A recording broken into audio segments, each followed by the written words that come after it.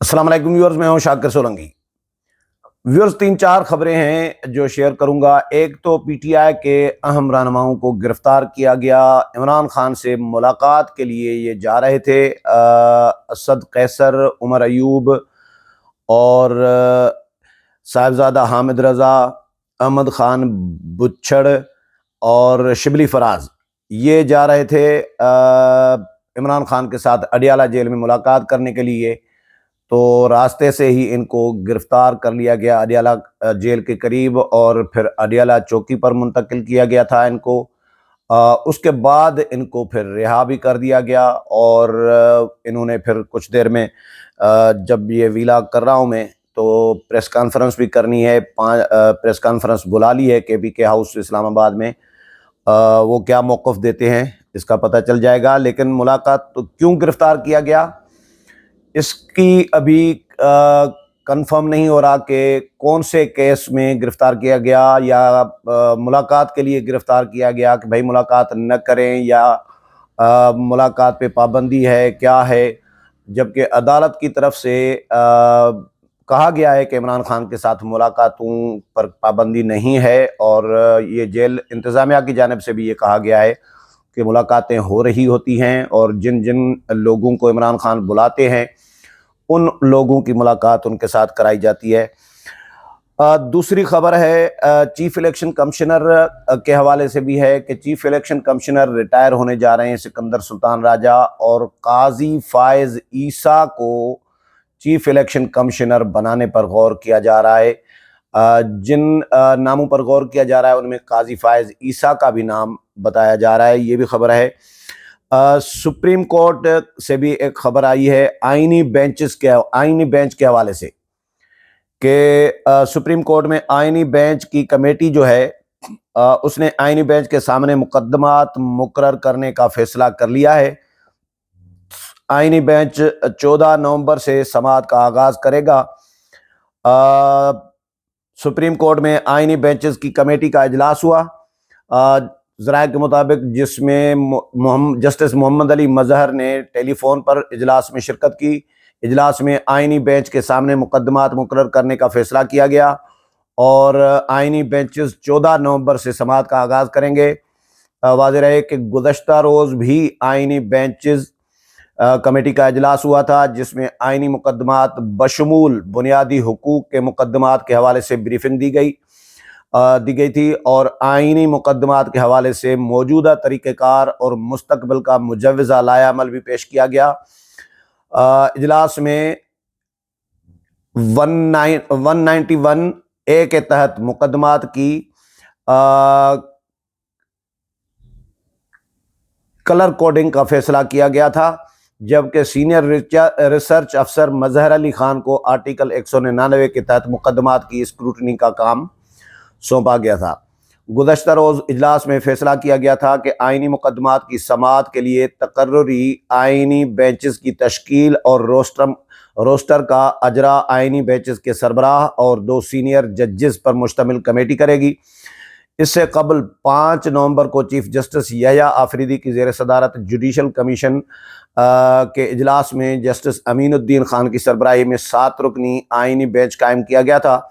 26ویں آئینی ترمیم کی روشنی میں جوڈیشل کمیشن آف پاکستان کا پہلا اجلاس ہوا تھا، جس میں آئینی بینچز میں ججز کی نامزدگی پر غور کیا گیا۔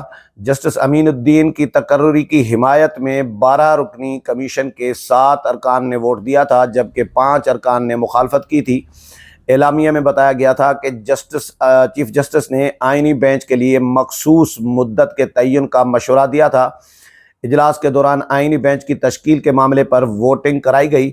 کمیشن کے 12 میں سے 7 ارکان نے 7 رکنی آئینی بینچ کے حق میں ووٹ دیا تھا، یعنی جسٹس امین الدین خان کے حق میں ووٹ دیا تھا، اور چیف جسٹس سمیت جسٹس منصور علی شاہ اور جسٹس منیب اختر اور پی ٹی آئی کے نمائندے نے ووٹ مخالفت میں دیا تھا۔ پی ٹی آئی کے 2 نمائندوں نے 5 ووٹ جو ہے مخالفت میں پڑے تھے۔ اچھا، اس کے علاوہ چیف جسٹس پر تنقید بھی کی جا رہی تھی، کہ کچھ لوگوں نے سوالات بھی اٹھائے تھے کہ چیف جسٹس نے پی ٹی آئی کے حق میں کیوں ووٹ دیا؟ پی ٹی آئی کے حق میں ووٹ نہیں دیا تھا، اور نہ ہی پی ٹی آئی کے ساتھ کوئی چیف جسٹس یا آفریدی کو کوئی ہمدردیاں ہیں۔ چیف جسٹس کیونکہ اصول پرست آدمی ہیں، آئینی اور قانونی جو ان کا سمجھ میں آتا ہے کہ بھئی یہ طریقہ آئینی ہے اور قانونی ہے، تو وہ اس پر عمل درآمد کرتے ہیں۔ انہوں نے یہ مناسب سمجھا کہ امین الدین خان کے خلاف ووٹ دیں، تو انہوں نے ووٹ دے دیا، لیکن یہ پی ٹی آئی کے حق میں نہیں ہے، پی ٹی آئی کے ہمدردی میں بھی یہ ووٹ نہیں دیا تھا۔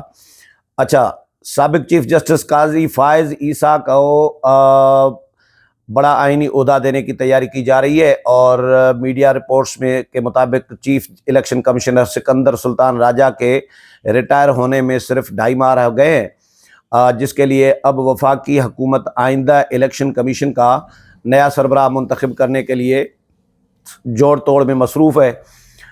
رپورٹ کے مطابق فہرست میں کچھ ممکنہ ناموں میں ریٹائرڈ چیف جسٹس قاضی فائز عیسیٰ اور دیگر سابق ججز کے نام بھی شامل ہیں۔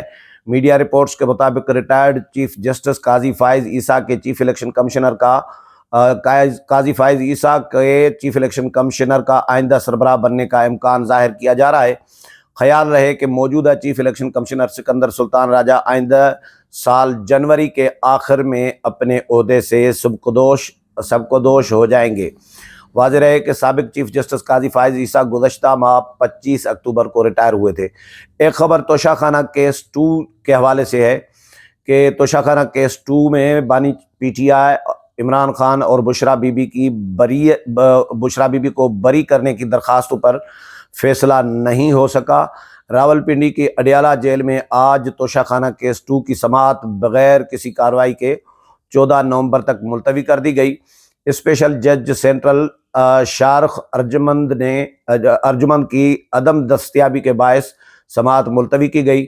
واضح رہے کہ اس کیس میں بانی پی ٹی آئی اور بشرا بی بی کی ان کو بری کرنے کی درخواستوں پر فیصلہ محفوظ ہے۔ یاد رہے کہ گزشتہ سماعت میں دونوں کی بری کرنے کی درخواستوں پر دلائل مکمل ہو گئے تھے، جس کے بعد فیصلہ محفوظ کیا گیا تھا۔ دوسری جانب اسلام آباد ہائی کورٹ میں بھی بانی پی ٹی آئی کی توشہ خانہ کیس 2 میں درخواست ضمانت پر آج سماعت نہیں ہو سکی۔ ایف آئی اے کے اسپیشل پراسیکیوٹر کی عدم دستیابی کے باعث سماعت ملتوی کر دی گئی۔ اسلام آباد ہائی کورٹ کے جسٹس میاں گل حسن اورنگزیب نے سماعت 20 نومبر تک ملتوی کر دی گئی۔ تو یہ 3-4 خبریں تھیں جو آپ کے ساتھ شیئر کی ہیں۔ چیف الیکشن کمشنر کے حوالے سے بھی خبریں چل رہی ہیں کہ چیف الیکشن کمشنر جنوری میں ریٹائر ہونے جا رہے ہیں سکندر سلطان راجہ صاحب، اور ان کے حوالے سے پی ٹی آئی کو تو بڑے شدید تحفظات رہے ہیں، لیکن پی ٹی آئی کو قاضی فائز عیسیٰ کے حوالے سے بھی تحفظات رہے ہیں۔